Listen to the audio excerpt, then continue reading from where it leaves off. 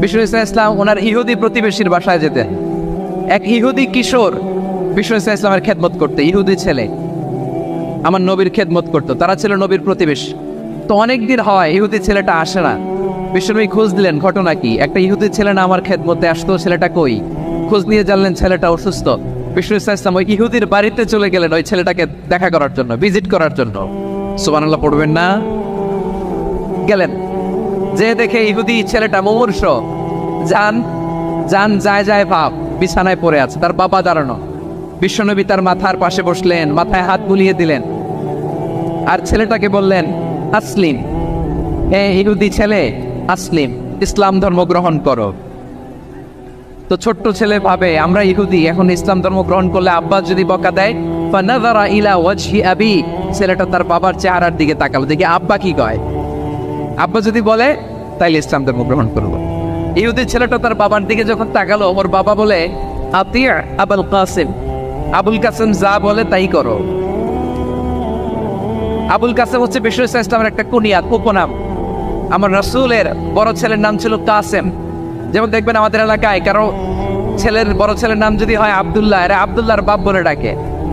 কারো বড় মেয়ের নাম যদি হয় ফাতেমা, এরা কি ডাকে? ফাতেমার বাপ বলে না? তো বিষ্ণু ইসলামের বড় ছেলের নাম ছিল কাসেম। ইহুদি বাবা বলল আতিয়া আবুল কাসেম, আবুল কাসেম যা বলে তাই শোনো, মানে মোহাম্মদ যা বলে তাই শোনো। এই কথা শুনে ছেলে সাহস পাইছে, ছেলে আবার পড়তে আরম্ভ করলো আশহাদু আল্লাহ ইলাহা ইল্লাল্লাহ ওয়া আশহাদু আন্না মুহাম্মাদার রাসূলুল্লাহ, পড়েন আল্লাহু আকবার। বিশ্বনবীর আহ্বান শুনে ওই আহ্বানে সাড়া দিয়ে ইহুদি ছেলে শাহাদা পড়ে মুসলমান হয়ে গেল। তার হৃদয়টারে ঈমানের নূর দিয়ে আলোকিত করে দিল কে?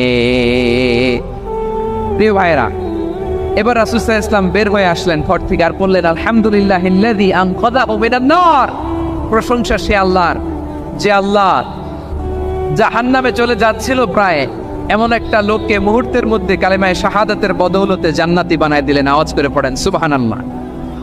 এই হাদিস থেকে আমরা কি শিখলাম? What is the moral of the story?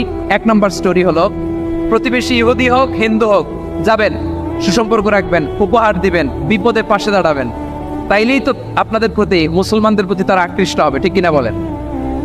আপনি যদি হিন্দুদের সাথে বৌদ্ধদের সাথে নাই মিশেন, নাস্তিকের কাছে নাই যান, তো ইসলামের সৌন্দর্যটা ওরা বুঝবে কেমনে? আমার অনেক হিন্দু পরিচিত ভাই আছে, ওরা আমাদের ইফতারির প্রোগ্রামে এসে একসাথে ইফতারি করে। অনেক মদখোর আমার সাথে বসে একসাথে ডিনার করে, হাফ প্যান্ট পরা, গলায় স্বর্ণের চেইন, হাতে স্বর্ণের ব্রেসলেট, আইসা আমার সাথে ডিনার করছে, আছে এরকম। গাঁজাখোর